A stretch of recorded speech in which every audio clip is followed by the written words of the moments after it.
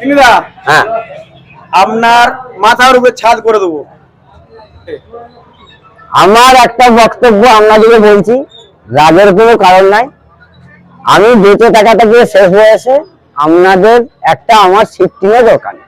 না সেটা আমরা ব্যবস্থা করে দেবো। না ছাদের না নো ভ্যাকেন্সি, আমি তো নেবো না, কেন স্যার? আমার প্রয়োজন নাই।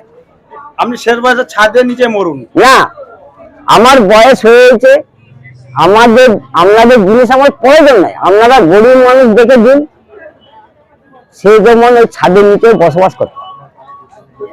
তাহলে আপনি তো আপনি তো কি ব্যাপারে জুতো পরেননি কেন?